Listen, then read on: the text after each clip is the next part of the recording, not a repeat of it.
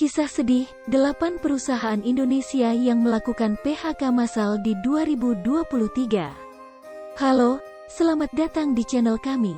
Hari ini, kami akan membahas kisah yang sedih dan menggetarkan tentang 8 perusahaan Indonesia yang telah melakukan pemutusan hubungan kerja, PHK, massal sejak awal tahun 2023. Ini adalah cerita tentang tantangan yang dihadapi oleh ribuan pekerja.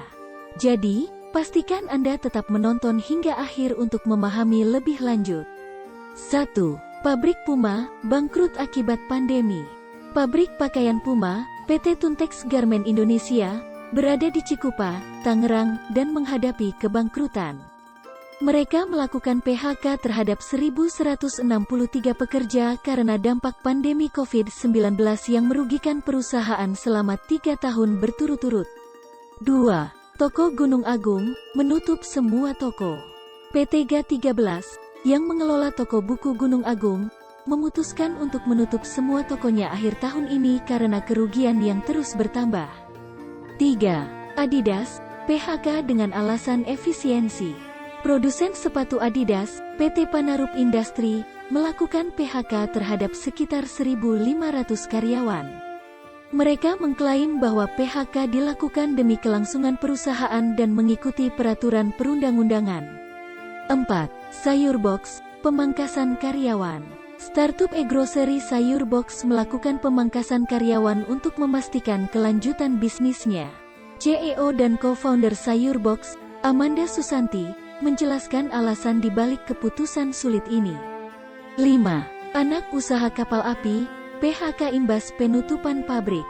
PT Agel Langgeng, anak usaha kapal api, menutup salah satu pabrik di Pasuruan dan beberapa karyawan terkena PHK. Manajemen menjelaskan alasannya dan mengklaim akan membayar pesangon sesuai peraturan. 6. Soks Rumahan, PHK sepihak. Startup Soks Rumahan melakukan PHK sepihak yang mengundang kontroversi. Korban PHK berbagi pengalaman mereka dalam proses ini. 7. GoTo, PHK untuk penguatan operasional. PT GoTo Gojek Tokopedia melakukan PHK terhadap 600 karyawan untuk memperkuat operasional perusahaan. Mereka memberikan dukungan finansial kepada karyawan yang terkena dampak. 8. Bibit, pengurangan karyawan. Bibit juga melakukan pengurangan karyawan, meskipun tidak secara eksplisit mengkonfirmasi PHK massal. Perusahaan menjelaskan tindakan mereka dalam menghadapi tantangan bisnis.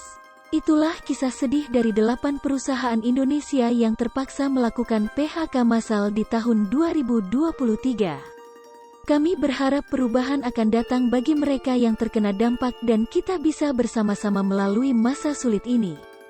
Jangan lupa untuk memberi dukungan kepada mereka dan berlangganan channel kami untuk informasi lebih lanjut. Terima kasih telah menonton.